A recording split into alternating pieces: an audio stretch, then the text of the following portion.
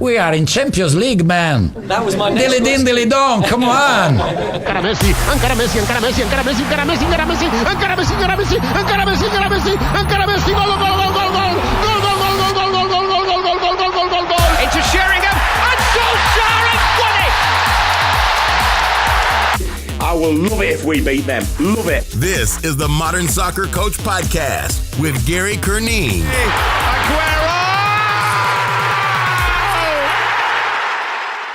Hello, welcome to the Modern Soccer Coach Podcast. My name is Gary Curneen. This is number 15 in our Culture Podcast, brought to you by World Strides Excel. World Strides Excel, the industry leader in international soccer tours, with over 15 years experience delivering tours for a wide range of clientele. You pick the country or countries and their experts will customize a trip that includes competitive matches, training sessions, tickets to pro games, sightseeing and much more. They also offer quality level of support including financial assistance, liability coverage, flights and hassle-free travel. So our guest today is Gary Stevens. Gary's a former player with Brighton, Spurs and Portsmouth. He was also an England international and part of the 1986 World Cup squad. He's a pro-licensed coach. He's worked at the professional leagues in England, Gibraltar, Ireland, and then recently in Thailand, where he is now based. So really enjoyed this conversation. We talk about his playing experience under Sir Bobby Robson, adapting his style and philosophy whenever he has gone to different cultures. And then we talk about mental health and coaching. How should we be working on it? How should we be approaching it in a world that you're now exposed to so much negativity? So it's a subject that I think we need to cover a little bit more. I would like to go into a little bit more detail on this subject because I think if you're a coach today, you definitely need to know how to manage this, not just the stress and the pressure, but also the negativity that goes along with the position. So Gary's got some great views on this, different class with his honesty, his humility, and then a little bit of vulnerability as well. So really appreciated that. As always, love to hear your thoughts on Twitter at Gary Curneen, and then I've started to do a little bit more on Instagram as well, so at Gary Curneen there too. Little note, if you're heading into the convention in Chicago in January, please stop by the first Modern Soccer Coach Roadshow with Dan Abrams. We're going to do a Thursday night, January 10th at 8:30. Get some special guests in, which we will be releasing in the next couple of weeks. We're going to do some insight from them. We'll also do some discussions, debates, a little bit of Q&A, and involve the crowd as much as possible. So really, really excited. Dan is different class, as everyone well knows. So tickets are available on the Modern Soccer Coach Twitter page at MSC Education. The links are there. So we'd love to see all the coaches stop by. Hopefully you can make it. It should be a great event. Let me know what you think. Here's Gary. Enjoy. Gary, thanks so much for joining me tonight, your time, for the Modern Soccer Coach Podcast. Really excited to have you on. Thank you very much. Pleasure to have a chat with you, and hopefully we can entertain and inform your listeners. Hopefully. We always start these culture podcasts off with the great philosophy question. Would you mind sharing yours? Well, I'm very happy to do that. I think what I would say is that it depends to a large extent on what level you're working at. But for me, to get the best out of anybody, be that youngsters at the real grassroots level, be that competitive school kids, be that young professionals, senior professionals, for me they have to enjoy it. So everything I do around football is based on those that I'm working with have to enjoy it. So simple. It's funny that because you expect people who have played at the highest level to have this complex, but it almost comes back to simplicity. Well, yes, I think it is. And, the truth is that unless you enjoy it, unless the people involved enjoy it, in my opinion, you won't get the best out of them. So, I started that off by saying it does depend what level you're working at. And of course, it is very, very much about fun and games at grassroots level so they enjoy it. But when you get to, for example, the other end of the spectrum, it is still about developing and improving players, but it's stretching them and building them towards becoming successful both as individual players and also as a team or within their team. But, to do that, in my opinion, they have to enjoy it wherever they are on that scale. This is my favorite question personally. Is what's the biggest impact on your philosophy? Is it your personality, your playing experience, that UEFA Pro license, the coaching in different countries? What's impacted it the most? I think it's the experiences that I've had in the last few years of coaching in different parts of the world, in all honesty. I think I'm a very, very different coach now to the one I was when I became part of the academy at Charlton Athletic Football Club as assistant academy director at around about the end of last century, beginning of this century, so 1999, 2000, around about then, because all I had known was basically working with British coaches in England. And since then, I've travelled the world a little bit, and I've coached in different regions and different areas and different levels.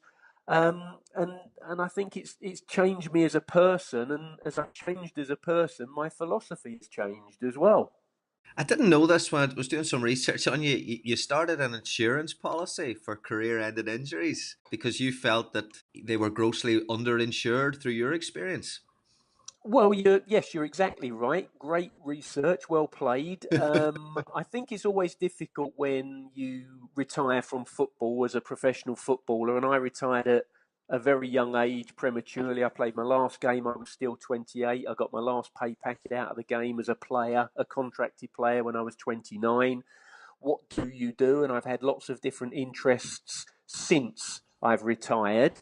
But one thing is for sure, when I lost my career, I was grossly underinsured. And that was a big mistake. So if, for example, you've got 10 years ahead of you as a player, and in that 10 years you think you can earn 25 units of money, then if your career ends tomorrow, arguably you risk losing the income of 25 units, which can be a huge amount of money, of course. And off the back of that, it did lead to me working with some brokers who set up a policy. And at one stage, yes, I had several hundred players in England that my business insured against the loss of their career through either accident, injury, or illness. And we did pay out to various people, and a lot of people, we just continue to keep their premium each year, as it were, or the insurers did, because fortunately they didn't lose their career. But every footballer, be them an amateur or a professional, they are susceptible to injury. It can happen so easily, so you do have to have yourself protected. How was that? It's very, very early, especially these days. The playing careers are prolonged. To lose your career at that time, was it very, very? Did you find it difficult in the transition period? Yeah, hugely difficult, I would say. I would suggest it probably took me 10 years, maybe more, to get over it, to move on from it a little bit. So a big chunk of my life, I would say, was quite difficult on the basis that, I lost one of my greatest loves in life, which was being able to play football at a very, very good level.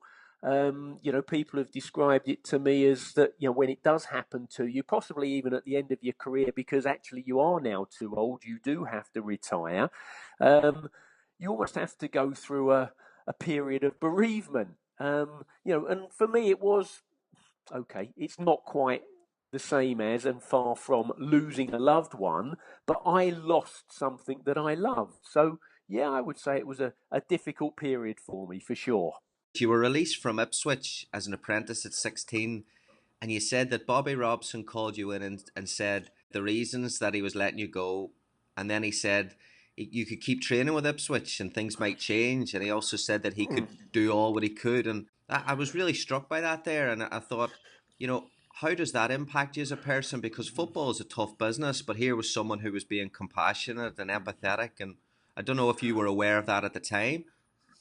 Well, what I would say was that I was a very, very lucky young player because from the age of 11, I started to go to Ipswich Town Football Club at Portman Road as one of the talented local youngsters who had been picked out and spotted by them. Thursday night training sessions with a guy called Charlie Woods, who was the youth team coach there at the time, who had previously played for Ipswich, and went with Bobby Robson to a number of his managerial positions at different clubs. And Bobby Robson back in those days, and we're talking, the 1970s here, Bobby Robson was Mr. Ipswich Town Football Club. He was the manager of the club, and that's what he did. He managed the club from top to bottom. And he knew all the trialists who were coming in and the young school kids and their respective parents and everything. And, I got to 16 and I'd left school and I was anticipating, having spent 5 years at the club, to get an apprenticeship, as it was known in those days.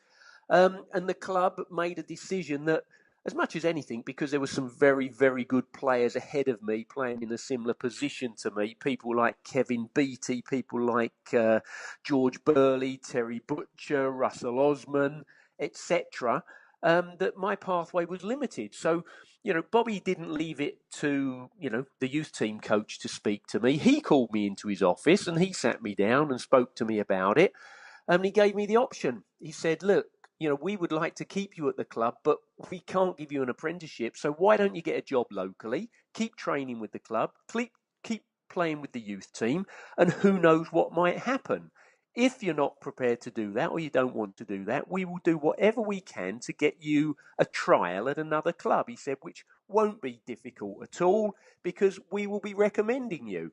The next stop for me was a league lower. It was Brighton and Hove Albion Football Club, who at the time were a league below Ipswich. Alan Mullery was the manager. Alan Mullery and Bobby Robson were great mates, and funnily enough, when I went down to Brighton to start my trial, there was a couple of other lads who had been released by Ipswich as well. So, Bobby Robson was an amazing man in many, many ways. And did I appreciate him being so kind and showing great empathy? Well, I saw it initially as rejection. I was grossly, deeply upset by it, but I rolled my sleeves up and I decided that I was going to go elsewhere and prove that I could make it. And, I think the way Bobby Robson treated me and handled me, and the rejection, I don't think one without the other would have quite worked for me. But with both those ingredients, I had what I needed to go on and be a success elsewhere. It's such a refreshing story just on both sides, because in today's football, that manager doesn't extend that offer, and that footballer probably doesn't accept it. No, it's a very different game. It's a very different environment these days. And of course, players have agents and the agent says, well, I'll get you another club, presumably, and what have you. But I think we have to accept that it's moved on and it's a different business. And maybe I was fortunate in that I was involved at the time I was in the world of football. Staying on Bobby Robson, he picked you for the England squad, and the other Gary Stevens was in the squad, and you joked that he picked both of you to make sure he got the right one, which I thought was different class. Can you talk about the charisma of Bobby Robson and what he was like to play for as a professional? Well, I've already said that he was a wonderful man, and yes, you're right. Bobby Robson rejected me at Ipswich Football Club all those years ago, and yes, he did pick me to play for England, but there was also some other coincidences before he picked me to play for England, and that was having gone down to Brighton Football Club.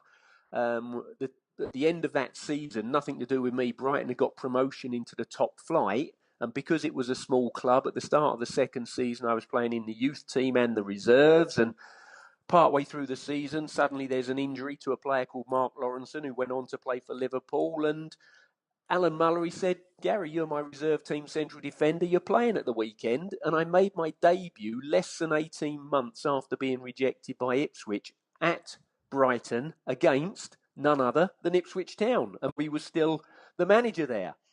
And later on that season, in those days, we only had one substitute, believe it or not. Later on that season, we were playing away at Ipswich. I wasn't in the starting 11. I was that one substitute. We were losing 1-0, and Alan Mullery threw me on with about 10 or 15 minutes to go.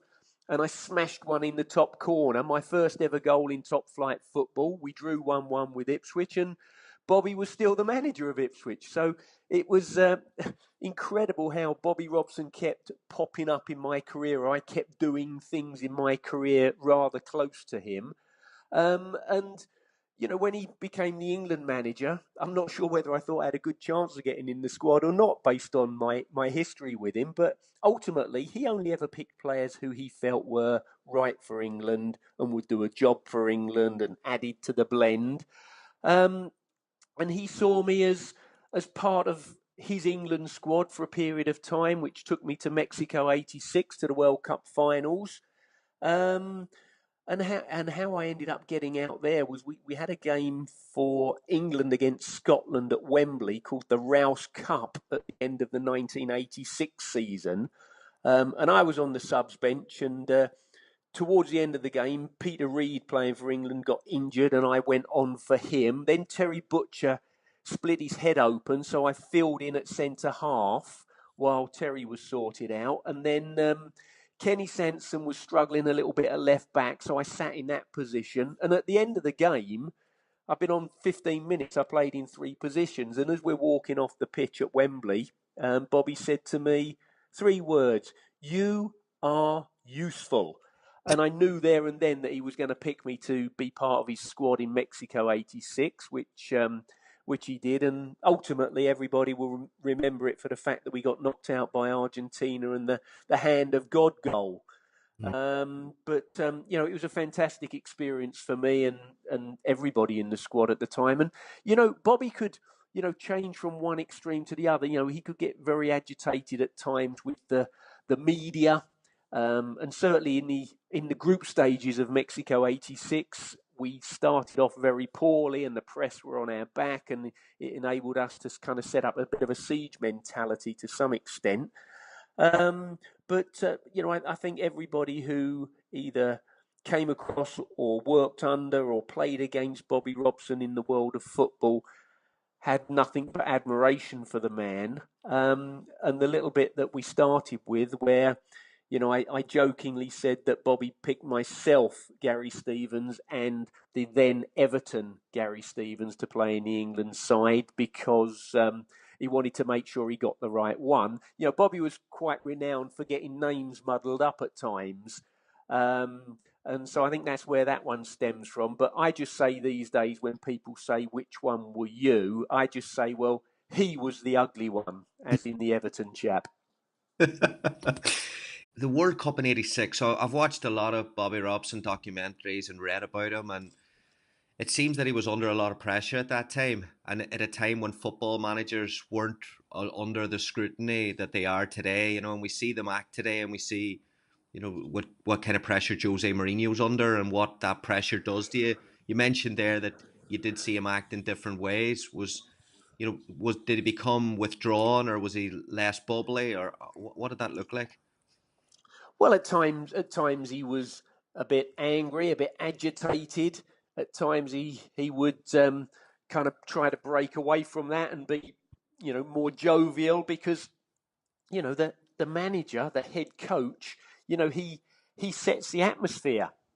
He sets the tone of the camp. And, you know, we'd been away, or ultimately we were away a long time because we went to Colorado in America for a couple of weeks before the start of the World Cup to train and play at altitude on the basis of we were hoping to go a long way and end up in Mexico City in the later stages of the tournament. And, you know, then when we were in Mexico itself, we stayed up at altitude and came down for some of our group games and then went back up. So, you know, there's a hell of a lot going on, and I've got to be honest, the team of people, or the support team round an England manager for Mexico '86 was nothing like the numbers that they have today. And, Bobby Robson as the head coach, as the manager of England, I think he had so much more to deal with and to look after than possibly head coaches do today because they have such a huge support team around them. Talking about your move to Thailand, a movement outside your comfort zone. What's been the biggest challenge there? Has it been lifestyle, the kind of football language, or has it been something else? Well, I think there's all sorts of challenges wherever you go in the world as a football coach. But one thing I would say is that I would recommend every single coach to go and work in different countries, different regions, different areas if you possibly can, because it just broadens you out. Um, you know, I hadn't actually been to Asia until I came out to Thailand 4 years ago to be head coach of Army United. Um, yes, I travelled around to lots of other parts of the world, but not actually been to Asia, for example. But before I came to Thailand as a coach, I spent some time in Azerbaijan, where I was the assistant to Tony Adams at a club called Gabala. I also spent some time in the League of Ireland at Sligo Rovers, obviously a lot closer to England. But when this little opportunity came to go to Thailand, it was a short-term contract, and I thought it would just be a great experience. And 4 years later, just over 4 years later, I'm still here. So I think it tells you that lots of things are right out here for me, and I like it very much.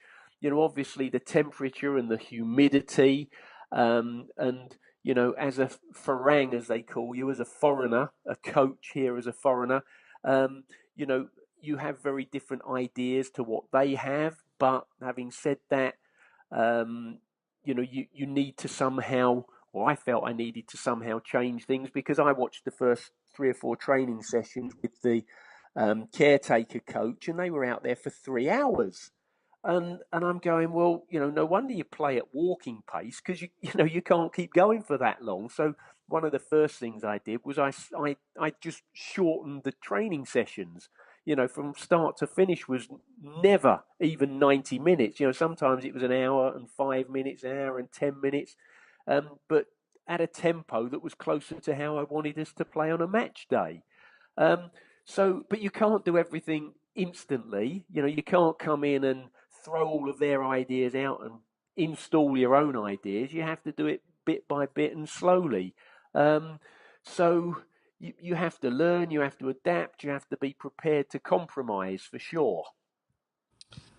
Yeah, you have a great quote where you've said that you have to adapt yourself as much as possible without compromising your coaching beliefs while dovetailing with the culture, and a fantastic way of kind of putting together what coaching is, right? When you go somewhere else. Yeah, I think so. You know, you you have to. I know what I was like as a player, for example, and I was playing at a club with a manager. He gets the sack, and a new guy comes in.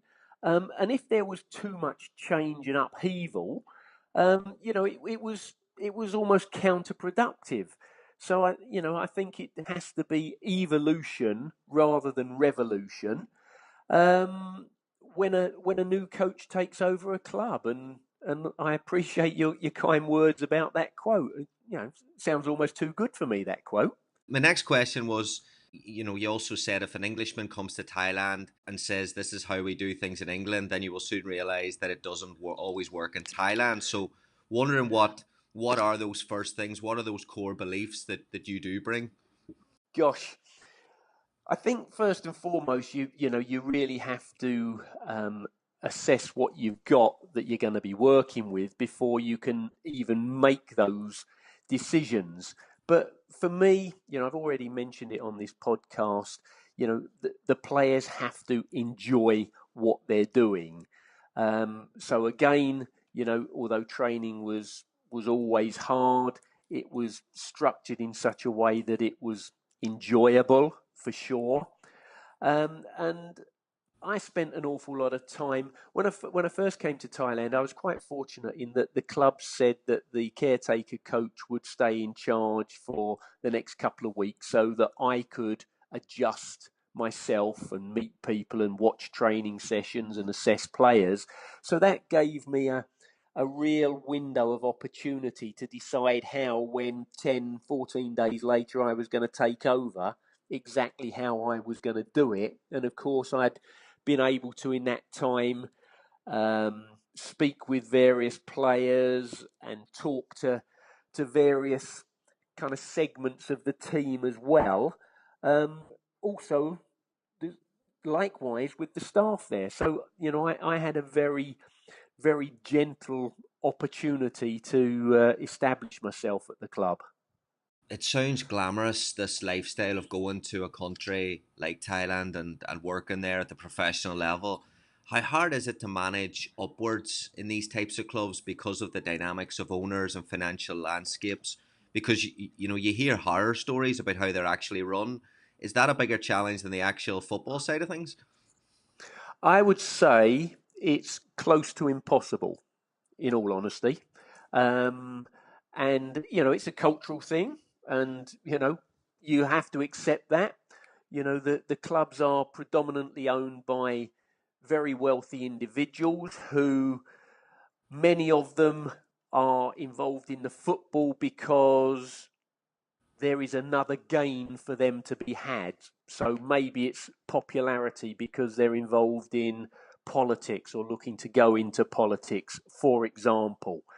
And because they own the club, because they put the money in, and the teams only survive because of rich benefactors. It's as simple as that. Yes, there is advertising. Yes, there is TV revenue. Yes, there are crowds, but it's not self-sufficient. So the only way they survive is the owners pile the money in. So if you're piling the money in, then you feel that you have a right to, be very involved in the football side of it. And as a coach coming out here, I think you have to accept that. And one of the clubs I was at, or I've been at since I've been in Thailand, they wanted to bring in some new players. I said, great, let's sit down and talk about this. And we never had a discussion. And before the transfer window opened, they actually brought in 10 new players, and only one of them did they ask me about. And I said, well, that goalkeeper you're talking about signing isn't better than what we've got, and I want better than what we've got. And 2 days later, they signed him. So what do you do as the head coach in those circumstances? It's a very difficult dynamic, unless you are very fortunate in that the owner of the club maybe has a different approach, a different outlook towards it. And of course, those do exist as well, but they are few and far between, I would suggest. Yeah, I mean, how do you approach that then? Obviously the reality of it is that you're never going to, suppose see eye to eye and align same values with this person. So do you approach it as confrontation, or do you try and work together, or what's your thoughts on that? Well, I think if your club is divided somewhere between the owner and the manager, head coach, you've got problems, haven't you? So you have to try to work with them. My feeling was, well, they brought in expertise, but then they don't listen to the expertise, and results depend, or the outcome of games and the results mean I either stay in my job or I don't. So I feel I need more of a say on who's coming in. But I put it down to a learning curve, and it's been a great learning curve. Will I go back into coaching here in Thailand? I would like to. Yes, I would. I'm not with a club at the moment. I have had some opportunities, and I've declined because of, how I felt the owner wanted to run the club. So, I have to be very patient and see if an opportunity comes along again that is better than has previously presented itself. Whether it will or it won't, I think that's in the lap of the gods, in all honesty. Mentioned earlier about how the game has changed, financially, and you played in a much different era of man management. There was cups thrown, hair dryers, all that good stuff that we read about. How much have you suited your approach to communicating with players with this new generation? Well, I think it's a totally different world. I always say that in my time, all the power virtually was with the club, and players didn't have any great power to some extent, and now the player is king. In my day, you could be reprimanded by the coach, you could be, threatened by the coach. Players these days don't take it. They don't have to take it. So it's a totally different way of managing, and I think it's for the better to a large extent, because some of the situations I've seen in changing rooms during my day, and I was pinned up against the wall and threatened by a manager. If I did similar in the second half to the first half, he would knock my head off, and I was still a teenager, to be honest with you. So, that's unacceptable. But the whole game has changed, as has society, of course, and I think rightly so. A lot of people in the coaching community, there's a little bit of resentment towards ex-pros who go straight from, get their fast track to licenses and then get big jobs. And a lot of people think that it's an easy road. But then when you look at your pathway, and you see FA Cup finals, World Cup finals, UEFA Cup finals, distinguished career, it shows that it's not as easy as people think to get those jobs. Well, no, it's very difficult, to be honest with you, and that's why I headed out of England with more and more foreign coaches coming into England, less and less opportunities. So I decided to go the other way, and yeah, I think you just have to do what you feel is right for you. But yes, I think there have been circumstances where there has been some fast tracking and some favouritism, ex-players, etc., etc. But again, if you look at the modern game, there are coaches now at big clubs who really don't have a playing pedigree of any great note. Jose Mourinho is one. Okay, Arsene Wenger isn't at a club at the moment, but he is another example. And it's a different skill set. Great players don't necessarily make great coaches. So I think it's great that anybody, if they apply themselves, can get a long way in football. You could argue that former Spurs and England Gary Stevens should have managed or coached higher clubs, bigger clubs than I have. There's some reasons why maybe I haven't, and that is when I first retired from the game.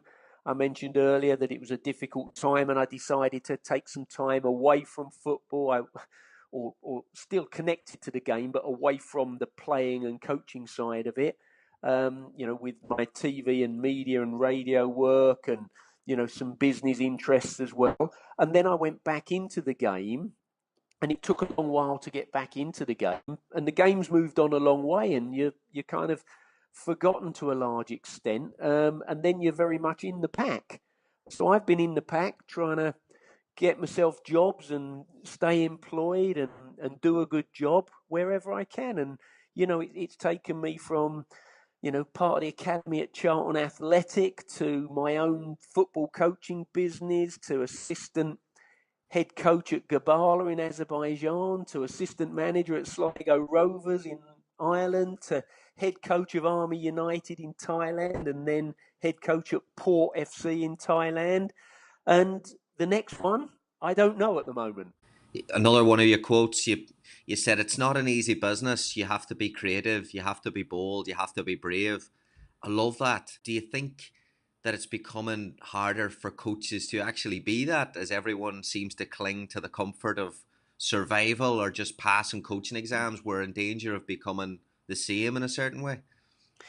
Well, yes, I think so. If everybody does the same coaching course, then there's a huge amount that goes into people that is exactly the same. So I'm saying that yes, you have to use that. Yes, you have to take it on board. Yes, there's some principles there, but actually there's more than one way to be successful. And yeah, I think you have to be very much yourself, because if you don't totally believe in doing it how you're expected to do it, I don't think you're going to be successful. So you might as well do it how you think and believe you should, because I think you have a greater chance of being successful that way. And maybe it's very easy for me now because the stage I'm at in my life, I'm very comfortable with myself. And if I get rejected, that's not a problem to me, because actually that door shuts and I believe another one will open. It's as simple as that. Whereas maybe younger coaches, newer coaches, people who haven't got to the stage themselves that I've got to, and i.e. that is with my beliefs and how I view life, to be honest with you, then maybe it's difficult for them. But I know this sounds a little bit flippant, but I couldn't give a damn anymore. I really couldn't. I want to work with people. I want to be happy. I want to enjoy myself. And actually, if it doesn't work for them, well, no problems, because it'll work for me with other people elsewhere. It's as simple as that. Yeah, and I love that. It brings us on nicely here to, you're big on the social media side, the mental side of the game, and promoting mental health on your social media. Was this something that you've always been aware of? That you kind of said that you've now got to the stage, but was this viewpoint of your life, is it something that's come in recent years, or was it something that you've always had? No, it's come in recent years. There's no two ways about that. I've worked with a life coach now for 4 or 5 years, which has been a huge help to me and has developed me beyond belief, in my opinion. I wished I was the way I am now 20, 30 years ago, without doubt. I wished I was like this as a player. I think I would have been a better player. I wanted so bad to do so well that it actually inhibited me. It held me back. It restricted me. And yeah, the mental health is huge. We all have a mental state. And the more you can spend the time, or your time, in a healthy mental state, the better. There are ways to do it, whether it's meditation, whether it's actually just controlling your thoughts. So many people just have negative thought after negative thought after negative thought. And it gets you nowhere. It really gets you nowhere. You need to be positive. You need to trust in yourself. You need to trust in other people. We don't have enough time here to go into all of it, but I would highly recommend any coach to do some courses, work with a life coach, study some other aspects of well-being and mental health and how you can get there, because it goes a long, long way to achieving for yourself and also achieving for your squad and players. Yeah, people think that when people look at, especially social media, when people see someone like yourself and what you post, and like in one of your, I think it's your mental health day, you had a little bit of a cappuccino on your nose, and you're saying, like, laugh at yourself, and people think that but people think that you're, he's just a positive person, but I'm not like that. But it's great to hear that you actually have to work at that there. Well, yes, you do, totally. So, in a nutshell, this is my belief. When we are born, we are pure. We have we've not been programmed at all. And as we start to grow and get older and go through our life from a real baby through to kid, to school, to teenager, to young adult, etc., we just all get bombarded with negativity. Absolutely. And I don't know whether my mum will be too happy about this, but let me give you an example. So I phone my mother up and say, "Hi, Mum, how are you?" She says, "Oh, not bad, but it's been raining. It's so miserable." And I said, "Well, hang on a second, Mum. When I phoned you up 3 months ago, I phone once a week or something, but when I phoned you up 3 months ago and it was hot and sunny, and I said, 'How are you?' You said, 'Okay, but it's so hot and there's no rain and the grass is all going bald.' So, whether it's hot or whether it's cold, Mum, you're moaning. So, that can't be good for anybody, in my opinion. So, for me, it's hot and sunny, fantastic. Let's enjoy the warmth. It's cold and wet, brilliant. Let's wrap up and enjoy the elements. So you have a choice. You can go one way or the other. You can see the positive side of anything, or you can see the negative side of anything. Doesn't matter how thinly you cut that piece of bread, it's got two sides. And you make the choice what side you want to be on. And finally, in my life, I've got to a stage where, in my opinion, I'm on the right side. I'm on the good side. I'm on the happy side. I'm on the positive side. And, it works for me. Brilliant. We seem to look back on the old days with little rose tinted glasses with, even I do it myself, I'll stick on 80s football for an hour and I'll watch it and reminisce about that was what got me the bug. Did the negativity that exists in football today, did you feel that in the 80s? I didn't feel it because it was what I was used to be honest with you. And when you look back to the 70s and the 80s and, crowd violence and everything, it was a shocking time. It really was a shocking time, but kind of that's how it was, I suppose. Um, yeah.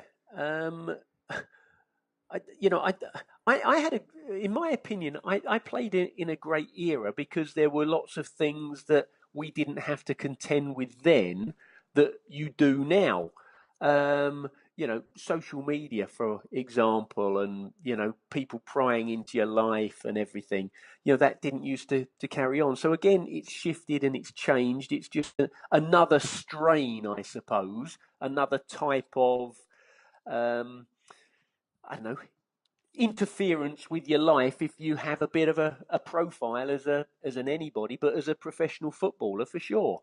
When you look at read the autobiographies, there was such like someone like Paul Merson or those players that played in London. There was such a freedom and enjoyment that seems to life that you wonder whether the players today, although they make vast sums of money, you wonder where they enjoy the life the way that a footballer did in that era. Well, I've said to a few people on a few occasions, I'm not sure I would want to be playing in the current era. Um, it's just, as a professional footballer at any Premier League club in England, for example, you're just, well, you can't lead a normal life. It's as simple as that. You cannot lead what I would call a reasonably normal life. Whereas as a player myself, I went out, I socialised, I ate in a restaurant. If maybe I had a glass of beer in a restaurant on a Wednesday night, it didn't pop up on social media that I was paralytic drunk because there was no social media. And of course, I wasn't. But that's the type of thing that happens now with players. Last couple for you. What's your advice for young coaches who are either thinking about going abroad or just wanting to work at the top level of the game? Well, for me, it's about doing the hours. It's about, yes, getting your qualifications because, you can't go far without your qualifications these days, be that right or wrong, but you can't. But expose yourself to different levels of coaching, go and watch different coaches, go and talk to different coaches. I think most coaches would be really surprised how if they contacted somebody who they thought was kind of out of touch. So if they contacted me, for example, Gary, I know you're a former Spurs and England international and you must be really busy, but could you help me? Well, the answer is yes, basically. You contacted me, here we are having a chat. So I don't think I'm unique in this particular way. So go and hook into other people who've been there, seen it, done it, had the experience, because they are just a wealth of information that will be of great value. Best player played with? Josh, I think it's such a tough question because, I was fortunate enough at Brighton and Spurs and with England to play alongside some truly great players. And how do you compare a goalkeeper with a centre forward, a fullback with a midfield player, or it's very difficult. So while I was at Spurs, I played alongside Ozzy Ardiles, who won the World Cup for Argentina in '78. What a football brain he had. Probably as a computer, his brain worked faster than any other football brains. No two ways about it. Glenn Hoddle, who I always say that Glenn Hoddle on the pitch where it's buzzing around in front of you, he had the view as if he was sat in the back tier of the West Stand with that bird's eye view. He could see the space, he could see the pass, he could see the movement, and also he could deliver it. So, there's two, for example. Gazza was an absolute genius. Flawed, yes, but an absolute genius. Chrissy Waddle was a top player. I played in front of two goalkeepers, one at Spurs, Ray Clements, and one with England, Peter Shilton. How can you distinguish between the pair of them, for example? So I think I can't give you an answer. I played with and alongside some of the greatest of that era. And probably the same answer then for the best played against. Well, I guess to a large extent, yeah. Although, I played against Johan Cruyff when the year that Spurs got to the UEFA Cup final and we won the UEFA Cup final in '84. We played Feyenoord, and Johan Cruyff at the back end of his career was playing for Feyenoord at the time. And he was, one of my heroes, total football, Dutch. So, he certainly right up there. Definitely. No two ways about it. But again, I go back and, I played against the young Enzo Scifo when we played Anderlecht for Spurs. He was still very young at the time, but what a player he turned out to be as well. So just too many to pick, to be honest with you, too many. Gary, thanks so much. This has been fantastic and really appreciate you coming on, and also then, special thanks to how accessible you are and the message that you promote on your social media. It's fantastic, and I know it impacts a lot of people in the right way around the world. Well, good. That's fantastic to hear. I've enjoyed it, and hopefully if I can positively affect one person, it's a bonus, and any more than that, I'm delighted with. So I guess that leaves me with the opportunity to tell everybody that my Twitter account is at Gary Stevens UK. And hopefully more people can follow me on that. That would be fantastic. Thanks so much to Gary for his time and his insight there. I hope you enjoyed it as much as I did. The big takeaway for me is just that last piece there when he's talking about the mental approach and the outlook on coaching and in life in general. I think that there's been major strides made over the past 10 years. I've witnessed and experienced coaches having more knowledge, more awareness about basic sports psychology, and getting a little bit more out of their players and connecting and motivating and supporting. But I think as much as there's been a growth in that area, I think there needs to be a growth in working on your own psychology and getting your head right. And it's not people that are born with it. Like, I'm convinced of, like as Gary said there, people that it takes work. And does it matter? I believe it does. I believe that you should be putting as much work into the psychology area of yourself as you do into learning about the new tactics and learning about reading about coaches. I believe you should be finding out a little bit more about yourself, because first of all, it greatly impacts your ability to communicate. If you cannot be authentic and you cannot be yourself, then players are not going to pay a blind bit of attention no matter how good your ideas are. So you won't get the buy-in. And if you don't get the buy-in, you won't get the impact. If you don't make the impact, you won't get to do whatever you want to do with your players. And then second of all, and I think this is the big key for me, if it impacts your energy, it'll impact your longevity of how long you can coach. And if you're not putting more into yourself and putting more into that energy, then you're going to get less and less out. And eventually that energy will fizzle. And eventually you'll have to step away from coaching or step away from the game. And I think we should be looking a little bit more in that there, and how we can manage ourselves, how we can keep ourselves in a better frame of mind. I'm not one to be talking about spending less time on social media, but I think I'm in a position where I can say that we do have to be careful of two things probably: how we consume information and what we put back into that information. And I would advise and challenge and recommend that coaches are very, very careful how they're talking online, how they're taking on information online, who they're following online.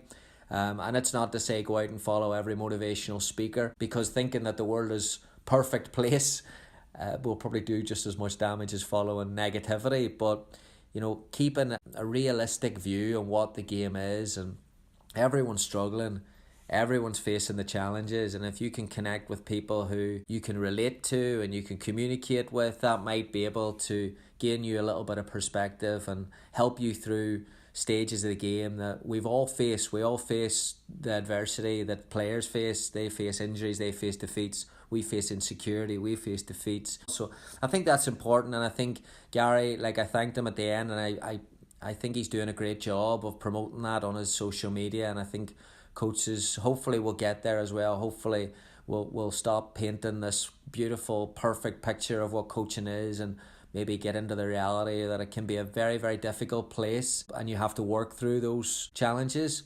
But aligning yourself with the right people and with the right mindset will get you through it a lot quicker and be a lot more productive in the long term. So let me know what you think about that there for sure. I'd love to know your thoughts on what Gary was saying, and if you have any opinions on that, please, by all means. He give out his social media information, and I would advise you to connect with him. And always appreciate you listening, and would love to know your thoughts. At Gary Curneen on Twitter, at Gary Curneen on Instagram. Thanks so much, as always. Have a great week. Bye. Thank you for listening to the Modern Soccer Coach Podcast. For more coaching topics, sessions, and resources, head on over to Coach Curneen on Facebook or visit the website at www.modernsoccercoach.com.